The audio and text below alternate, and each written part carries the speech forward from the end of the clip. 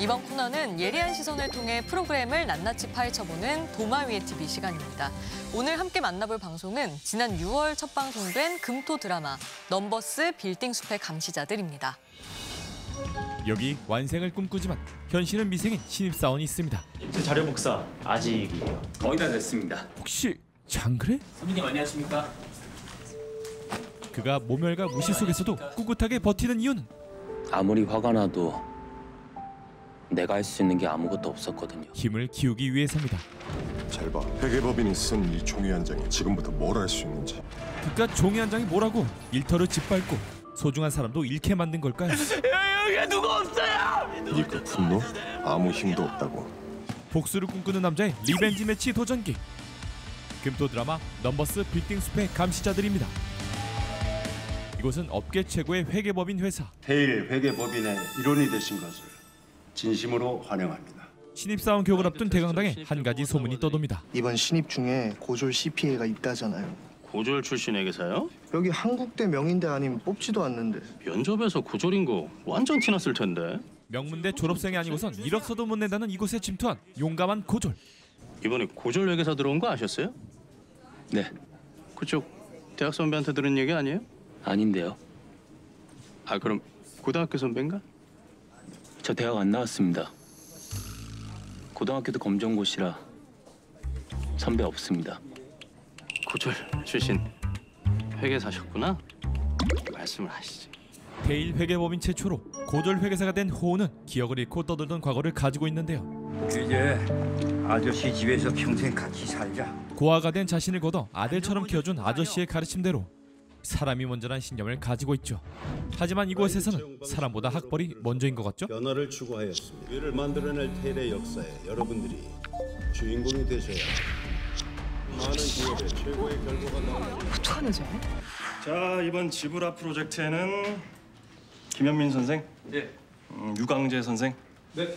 그리고 조찬, 네. 이기현 선생, 이상 네 분 14시까지 회의실에서 뵙죠.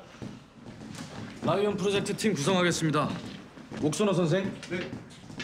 이민정 선생, 그리고 정지영 선생. 프로젝트 분배에서 장호 세 글자만 누락된 상황. 실수일까요? 저 매니저님, 전 어사인 없는데요.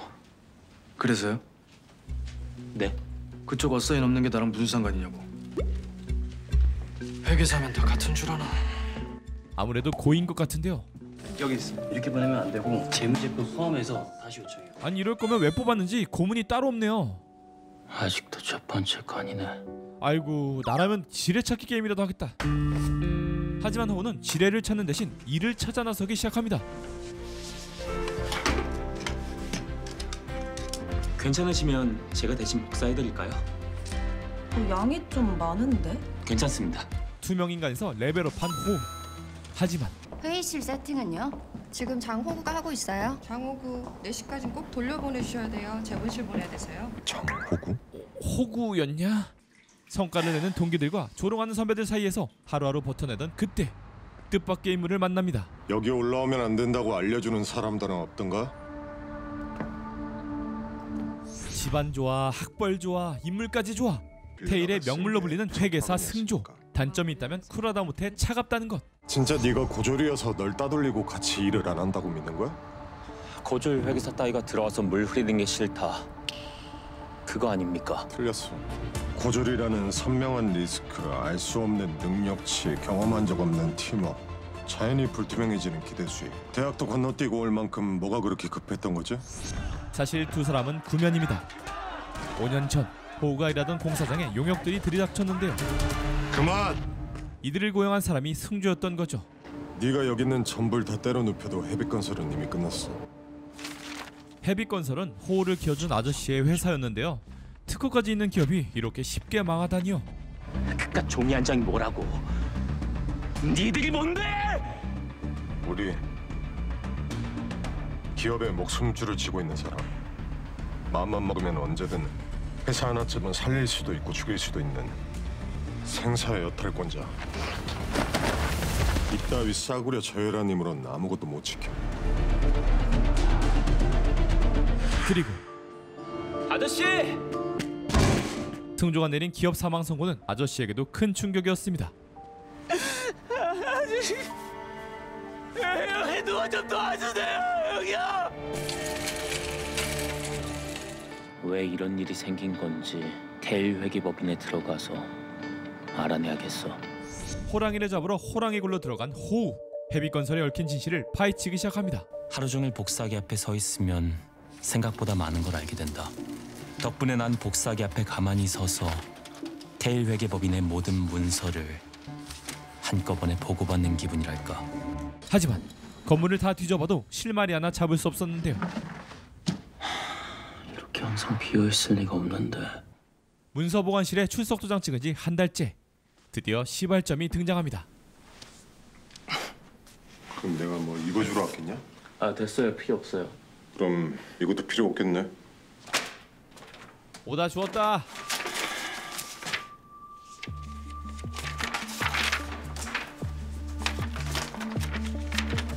이 다음은요? 이 뒤는 어디 있어요? 보고 싶나? 지금 나랑 장난해요? 그럼 이래. 내 팀에서. 그럼 나머지 보고서 줄게. 내가 왜 그래야 되는데요? 이렇게 버젓이 보고서가 있는데도 조서 보관 의무를 위반했다는 걸 내부 감사실을 고발하면 내가 그런 게 무서웠으면 이게 이렇게 비어 있었을까? 내일 아침 8시야. 늦지 마. 네 1분하고 내 1분은 값어치 자체가 다르니까. 졸지에 적과의 동침을 하게 된 호우. 우리 평가에 한 회사의 미래가 걸려 있다는 걸 잊지 마시고 임해 주시길 부탁드릴게요. 경영난과 빚이 허덕이는 소마테크에 가치를 평가하는 일을 맡았습니다. 냉정한 평가를 해야 하는 상황에서 아저씨를 닮은 사장님에게 마음이 쓰이기 시작하고 억지로 시작한 일이지만 점점 진심이 되어가는데요. 5년 전의 일이 반복되지 않게 최선을 다해봅니다. 한편 소마테크를 HK 사모펀드에 파는 겁니다. 워커스로 회사를 살려놓는 것보다 내다 파는 게 훨씬 돈이 되니까요. 부대표님께서 테일 회계법인 회장이 되시는데도 도움되지 않겠습니까? 한 푼이라도 더 꽂아줄 회장을 뽑을 테니까요. 소마테크를 일부러 폐업시킨 후 해외에 특허 기술을 팔아 돈과 권력을 얻겠다는 세력이 등장합니다. 그 소마테크는 워크아웃 성적이 나빠서 회생에 보내는 걸로 했다. 그런 줄 알 거라. 누가 소마테크를 회생에 보내서 문을 닫게 한다는 거예요? 그 보고서라면은 다시 안 써도 괜찮다. 백업으로 따로 해놓은 게 있으니까. 아버지. 가만 냅둬도 어차피 망할 회사. 날짜만 좀 당기자는 건데 그 뭐가 문제야? 그때랑 너무 똑같으니까 문제잖아요. 사실 헤비건설에 청산 결정을 내린 건 승조가 아니었습니다. 전 분명히 헤비건설의 계속 기업 가치가 더 크다고 썼는데 청산 결정이요? 헤비건설이 아니라 우리 클라이언트한테 좋은 답이 정답이란 소리야. 이왕지사 이렇게 된 거 네 손으로 마무리 지어라. 아버지는 아버지 욕심 채우는데 그 회사에 이용한 것도 모자라서 내가 쓴 보고서 바꿔치기까지 해요? 네 분노 그 아무런 힘도 없다. 철딱서니 없이 굴지 마라. 이거 완전 상습범이구만. 헤비건설 때처럼 소마테크도 해외에 팔 겁니까? 대체 얼마나 더 팔아넘겨야 만족하실 건데요? 우리가 뭐 외국 회사를 합병하면 글로벌 투자고 우리나라 회사를 해외에 팔면 뭐 매국이라는 거냐? 사람이 할 일 있고 하면 안 되는 일이란 게 있는 거예요. 그 명색이 그 회계사라는 놈이 일단 싸구려 낭만에 빠진 꼴이라니. 승조도 아버지가 주도한 문서 바꿔치기의 피해자였던 겁니다. 그리고 내가 쓴 원본 호우에게 모든 사실을 털어놓는데요. 회계사님은 헤비건설 문 닫는 걸 반대했는데 한직인 부대표 지시로 심영호가 보고서를 바꿔치기 했다. 그럼 그동안 나한테는 왜 그렇게 관심이 많았던 겁니까? 목적은 달라도 목표는 같으니까. 한재균 부대표와 심영우 그리고 그 둘의 비호를 받는 사람들이 자기가 저지른 일의 대가를 반드시 치르게 하겠다. 뭐 이런. 그래도 한재균 부대표는 회계사님 아버지잖아요. 아버지, 나한테 준 거보다 뺏어간 게 더 많아. 나도 뭐 하나만 물어보자. 헤비건설 청산에 어떤 내막이 있는지 네가 알아내서 얻을 게 뭐야? 약속했거든요. 꼭 갚겠다고. 그럼 이제 뭘 하죠? 막아야지. 똑같은 일이 반복되는 것부터. 소마테크가 살아날 방법은 빚을 청산하는 것뿐입니다. 하지만 검은 세력의 공작으로 돈을 빌려주겠다는 은행이 없는 상황. 답답한 마음에 호우의 유력한 조력자 연하를 찾아가 고민을 털어놓습니다. 우리가 회계사지 해결사는 아니잖아요. 어떻게 매번 방법을 찾아요? 전당포에 시계 맡기는 것처럼 기술 맡겨놓고 누가 돈 좀 안 꺼주나? 전당포.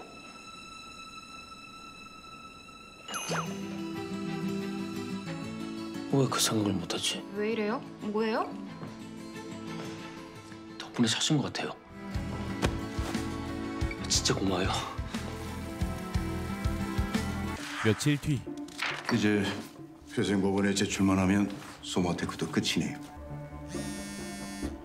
조작된 서류로 북치고 장구치던 이들에게 예상치 못한 소식이 날아옵니다. 아니 소마테크가 대출금을 일시 상환했다니. 아니 오늘 내일 하는 회사가 그 큰 돈 어디서 다 갚아?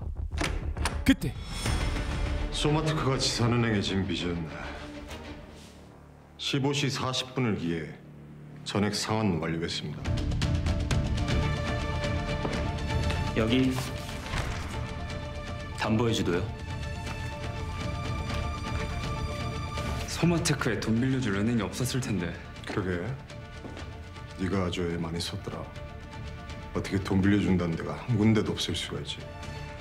사채라도 끌어봤다는 거냐? 팔았어요. 소마테크 특허.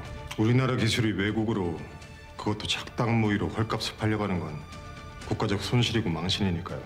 그런 걸 특허청이 가만두고 볼 리가 없죠. 특허청? 기술을 담으로 특허청에서 돈을 빌려 빚을 전부 갚은 겁니다. 역시 중요한 건 꺾이지 않는 마음이죠. 기술만 아는 장인, 세상 물정 모르는 오너 때문에 누군가 피눈물 흘린다고 했습니까? 적어도 내 클라이언트한테 그런 일은 없을 겁니다. 실수는 한 번이면 족하니까.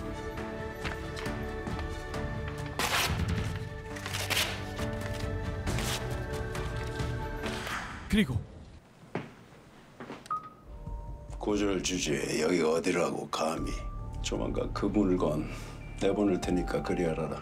사람들은 아버지가 욕심 때문에 어떤 짓까지 저지를 수 있는지 상상도 못할 텐데. 한승주. 그러니까 조심하시라고요. 아버지 그 공든 탑 내가 다 무너뜨릴 수 있으니까 아무도 건들지 마시라고요. 이제 외풍으로부터 지켜줄 백과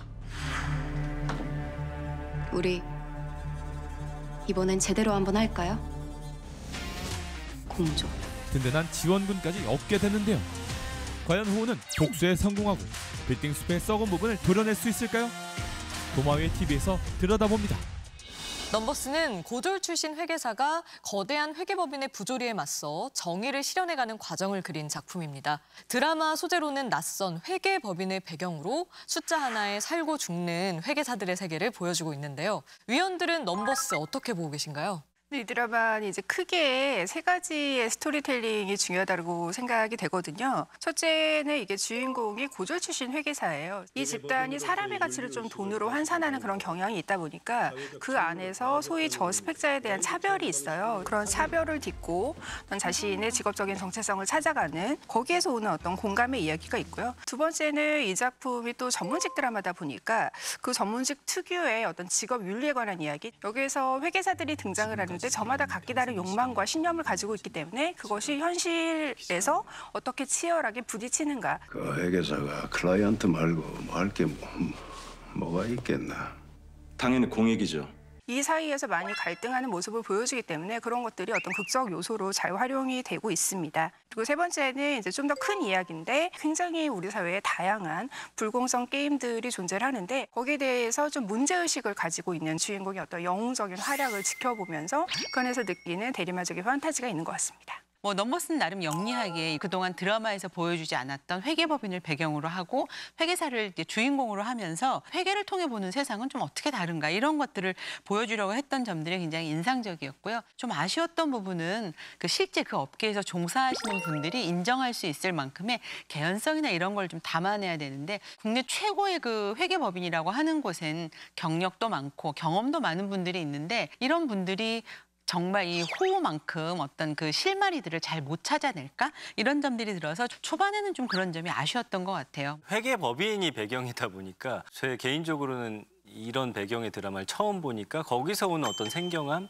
그런 신선함이 좀 있는 것 같고요. 특징 중에 하나가 최근에 드라마는 이제 한 회차에 한 에피소드를 거의 시작부터 끝을 담아내는 경우가 많은데 넘버스는 한 가지 사건을 한 2, 3회에 걸쳐서 하다 보니까 좀 탄탄하고 묵직하게 그런 이야기를 끌고 가는 게 장점인 것 같습니다. 근데 이제 경제 용어라든지 그 M&A 관련 지식이 없는 저 같은 사람들은 좀 드라마를 좀 따라가기가 힘든 면도 없지 않아 있더라고요. 왜냐면 어려운 단어가 나올 때 자막이 나오는데 거기도 또 전문 용어가 들어가 있으니까 또 한 번 찾아봐야 되는, 그러면서 약간 그게 흐름이 약간 끊기는 그런 점이 있었습니다. 넘버스는 일단 사전 조사를 굉장히 공들여서 했다라는 인상을 주는데요. 사전 조사를 해서 얻은 지식을 가지고 드라마적인 구조를 쌓았다라는 것을 높이 평가할 수도 있을 것 같아요. 특히 무엇보다도 좋다고 여긴 것은 사실 우리가 이 사회에서 경제 활동을 하면서 살아가고 있지만 그 운영 원리는 잘 모르고 있는 경우가 많잖아요. 근데 넘버스를 통해서 새로운 지식을 그래도 얻고 경제와 사회에 대한 통찰을 얻을 수 있다는 점에서는 의미가 있었고, 이를 통해서 경제 정의에 대한 묵직한 메시지를 준다는 점은 이 드라마의 장점이라고 할 수 있겠습니다. 이번에는 에피소드에 대해 살펴볼게요. 넘버스는 복수를 꿈꾸는 주인공이 밑바닥부터 시작해 힘의 판도를 바꿔나가는 과정을 그리고 있는데요. 검은 욕망을 가진 이들을 응징하는 사이다 전개로 휴먼 오피스 활극만의 짜릿한 카타르시스를 전하고 있죠. 회계법인을 중심으로 이 같은 장르적 매력을 잘 드러낸 포인트를 꼽아주신다면 어떤 장면들이 있을까요?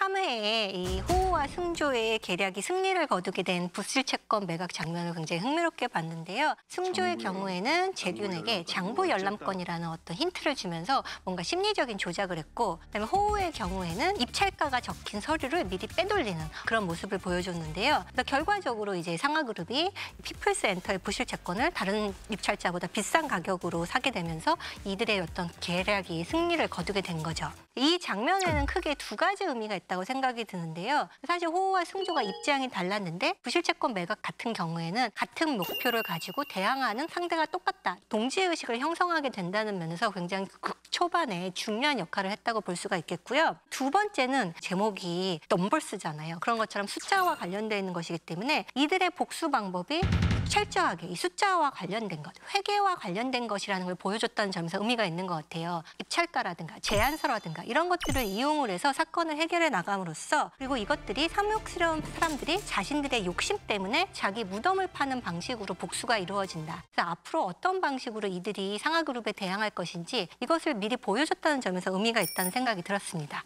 저는 5회에 호우와 승조 콤비가 위기에 빠진 소마테크를 살려내는 그 장면이 인상적이었거든요. 이 소마테크가 과거의 그 헤빗 건설처럼 한재균의 부당한 개입으로 인해서 사실은 강제 매각될 위기에 처해 있는 그런 상황이었는데, 그때 이제 극적으로 등장한 승조와 호우가 이 소마테크가 진 빚 모두를 상환 완료했다라는 이제 소식을 전하거든요. 이제 소마테크가 가진 기술을 담보로 해가지고 특허청을 이용하는 방법을 이제 생각해낸 거예요. 이 세일 앤 리스백을 이용하는 그 기지를 발휘하잖아요. 그러면서 두뇌 게임의 승자가 된 이 두 사람의 어떤 모습으로 활극 장르에서 빼놓을 수 없는 그런 또 통쾌함을 전하는데, 누구를 죽이거나 뭐 폭력이 오가고 그런 게 아니에요. 정말 전문 지식을 통해서 뭔가를 해결하는 그 장면이 굉장히 짜릿한 카타르시스가 느껴지더라고요. 저도 소마테크 에피소드가 굉장히 인상에 남는데, 이 소마테크 에피소드가 또 그게 굉장히 중요한 전환점이기도 하죠. 특히 이 소마테크 에피소드에서부터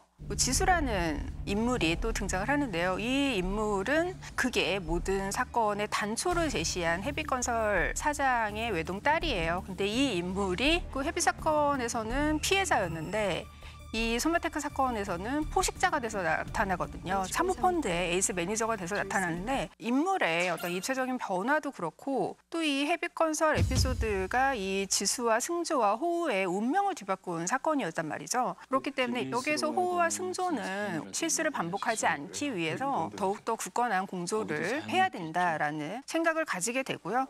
지수 같은 경우에는 정반대의 모습으로 나타나긴 했지만 또 이거를 이용해서 뭔가 자신만의 어떤 복수의 큰 그림을 그리고 있다라는 단서가 또 나타났거든요. 그렇기 때문에 이 소마테크 에피소드는 오피스 활극의 한 에피소드로서도 굉장히 중요하지만 이후에 그게 방향성이 어떻게 바뀔 것인지를 또 예고하기도 한 에피소드였기 때문에 여러모로 의미가 있었다고 생각을 합니다. 회계법인이라는 전문적인 배경과 활극의 통쾌한 매력을 잘 살린 장면들을 꼽아주셨습니다. 이번에는 캐릭터에 대한 이야기로 넘어가 볼게요. 복수를 목적으로 테일 회계법인에 들어온 신입 회계사 장호우와 그와 공조하게 되는 에이스 회계사 한승조, 사람보다 돈이 우선인 회계법인 부대표 한재균까지 각자의 목적을 이루려는 주요 캐릭터들이 3인 3색의 매력으로 서사를 이끌어가고 있는데요. 주요 캐릭터 설정과 활약에 대해서는 어떻게 생각하시는지 궁금합니다. 장호우는 이런 활극 복수극에서 아주 전형적인 주인공이라고 할 수가 있어요. 그런데 이 호우의 특징이라고 한다면 복수에만 함몰되지는 않는다는 거예요. 6회에 보면 이제 케이크빈이라는 회사의 매각을 담당하게 된 호우가 케이크빈이 매출을 조작했다 이것을 알게 되는데요. 사실 이 조작 경황을 숨기게 되면은 테일 회계법인과 상하 그룹에게는 피해를 끼칠 수 있거든요. 그러면 호우의 목표인 복수와는 가까운 일이기 때문에 이것을 숨길 수 있었지만 근데 그렇지 않고 그 비행기 출국장까지 따라 들어가서 그 사실을 알려주는 최선을 다해서 일하는 호우의 모습이 그려지는데 이런 것들을 보면서 호우는 복수를 원하지만 복수에 의해서 아직 자신을 잃지는 않았다, 더럽혀지지는 않았다는 것을 알 수가 있어요. 우리가 원하는 것은 어떤 복수의 카타르시스이기도 하지만 그것을 통해서 얻어지는 정의이기도 하기 때문에 활극적 주인공이라고 한다면 이런 이상적인 요소는 꼭 필요하다고 생각이 듭니다. 승조 같은 경우에는 어떻게 보면 이제 편안하게 성장을 했지만 아버지가 굉장히 냉혈한적인 모습들을 보여주면서 궁극적으로는 자기가 사랑했던 여인도 잃게 되는 거잖아요. 근데 그럼에도 불구하고 그냥 테일 회계법인에서 아버지 밑에서 일을 하고 있단 말이에요. 어떻게 보면 자신의 마음 안에 있는 생각들을 실천하지 못하고 있는 주저하는 인물이 아니었나 하는 생각이 드는데 얘가 이제 딱 그 호우를 만나면서 이 호우의 모습 안에서 아 내가 그동안 마음 안에 품고 있던 일들을 본격적으로 실천을 해야겠구나라고 하는 어떤 결정적인 계기를 맞게 되죠. 그래서 그런 면에서 둘이 공조의 파트너가 되는 장면들이 굉장히 인상적이었고요. 이들의 공조가 굉장히 기대되기도 합니다. 활극은 영웅도 중요하지만 또 악당이 중요하잖아요. 그래서 한재균 캐릭터를 말을 하고 싶은데 재균 같은 경우에는 숫자가 가장 중요한 사람이죠. 그 뒤에 뭐 사람이 존재하느냐 이거는 이 사람에게는 어떠한 일말이 고려도 되지 않는 그런 냉혈한적인 캐릭터인데 그런 점들이 극에서는 확실히 긴장감을 잡아주고 있고요. 또 이야기가 진행될수록 승조와 호우는 점점 이렇게 거리를 좁히면서 가까워지는 반면에 이제 한재균은 계속해서 적폐를 쌓아가고 있어요. 그래서 그런 모습들이 좀 재미가 있고 어디서 본 듯한 캐릭터지만 연기하는 배우 최빈수는 굉장히 독보적인 자신만의 어떤 카리스마를 보여주고 있기 때문에 그런 점들이 이 드라마의 어떤 활극적인 긴장감을 더하는 게 아닌가 싶습니다. 네, 이야기를 들어보니 앞으로 새 주연 캐릭터가 얽히고 설키며 만들어갈 서사가 더욱 기대가 됩니다. 이 밖에도 넘버스에선 비리를 저지르는 사업가들과 이를 이용해 욕망을 이루려는 회계사, 또 정의를 구현하기 위해 고군분투하는 이들까지 다양한 인물들이 등장해서 저마다의 존재감을 드러내고 있죠. 위원들은 주연 인물들 외에 어떤 캐릭터를 인상적으로 보고 계신가요? 저는 이제 한재균의 라이벌이자 감사 파트를 맡고 있는 안승현 부대표라는 이 인물이 굉장히 인상적이었는데요. 극 초반에는 등장을 하지 않죠. 그리고 나서 이제 몇 회가 지나서 첫 등장을 하는데 그 첫 등장은 상당히 인상적이었어요. 뭐 회사 로비를 이렇게 들어오는데 마치 정말 무리를 이끌고 들어오는 대장과 같이 직원들 여럿이 따라오죠. 그리고 그 로비에서 바로 한재균과 마주칩니다. 한재균은 사실 좀 다소 놀란 듯한 모습을 보이기도 하는데 안 대표는 그런 얘기를 합니다. 제가 잠깐 자리를 비운 사이에 흐트러진 기강은 제가 바로잡도록 하죠. 어떻게 보면 한재균 부대표한테 선전포고를 하는 듯한 그런 느낌을 줬어요. 아직까지 이제 이 안승현 부대표는 본격적인 활동은 드러나지 않지만 한재균과의 대척점에서 자신의 입장이 무엇인지는 명확히 해주고 있습니다. 5회에서 보면 이 안승현 부대표는 감사 업무라고 하는 것이 회계법인의 본질이다라고 얘기하지만 뭐 한재균 부대표는 당연히 그 법인의 어떤 이익 극대화라는 점에 집중을 하고 있죠. 그래서 아무래도 두 사람이 앞으로 계속 부딪힐 수밖에 없겠구나라는 것들을 우리가 가늠할 수 있었고요. 특히나 이제 호우와 승조가 어떤 공조 활동을 벌이는 데 있어서 이 안승현 부대표가 분명히 어떤 역할을 해낼 거라서 그가 어떤 역할을 할지도 굉장히 기대가 되는 점이었습니다. 진연아라는 캐릭터가 굉장히 흥미롭다고 생각하는데요. 처음부터 등장인물 소개를 보면 진연아의 어떤 회계법인 내에서 역할에 대해서는 언급이 없고 호우에게 관심 있어하는 선배인 것처럼만 그려졌는데 사실 드라마를 보게 되면 그 안에서의 활약이 가볍지가 않거든요. 2회에 보면 이제 호우가 은행에 출장을 가게 되는데 그때 그 호우를 보면서 아, 이 사람이 보통 사람이 아니구나, 뭔가 열심히 일하는 사람이구나라는 걸 깨닫게 되는 장면이 있었고 또 5회에서는 이제 연아가 전당포 비유를 들었기 때문에 호우가 세이덴 리스백이라고 하는 어떤 힌트를 얻게 된 거잖아요. 연하는 이 호우를 깨우쳐주는 인물로서 마치 홈즈에게서 왓슨과 같은 인물인 거죠. 그래서 그의 정신적 성장에 꼭 필요한 캐릭터라는 느낌이 있었습니다. 네, 앞으로도 다양한 캐릭터들이 보여줄 관계 변화와 활약이 기대되는데요. 마지막까지 집중해야 할 넘버스의 시청 포인트, 어디에 있다고 보시나요? 이 넘버스의 빌딩 숲의 감시자들이라는 부제가 있는데 생각해보면은 이 주인공들이 매 에피소드마다 만나는 경제의 정의를 방해하고 있는 그런 인물들이죠. 그 인물들은 뿌리까지 썩은 나무들이라고 할 수가 있거든요. 그리고 결국 주인공들이 이들과 싸우면서 점점 더 큰 어떤 목표를 향해서 나아가는데 이들이 타도해야 될 더 큰 상대는 이 썩은 나무에 계속해서 토대를 제공하는 거대한 부조리의 숲이겠죠. 주인공들이 어떻게 그 숲에 도달해서 경제 정의를 실현하는가, 과연 이제 호우와 지수 그리고 승조와의 공조, 복수 같은 것들이 어떻게 유기적으로 연결이 되면서 해결이 되는가, 이런 것들이 가장 큰 포인트라고 할 수가 있습니다.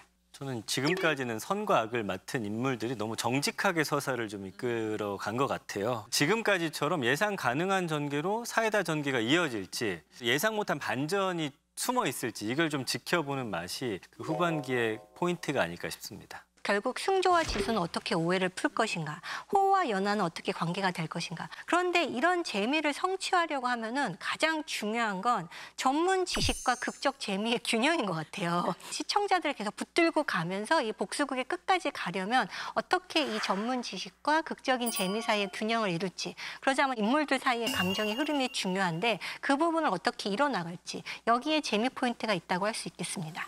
넘버스가 통쾌하고 시원한 사이다 전개로 마지막까지 시청자들에게 사랑받는 작품이 되길 응원하겠습니다.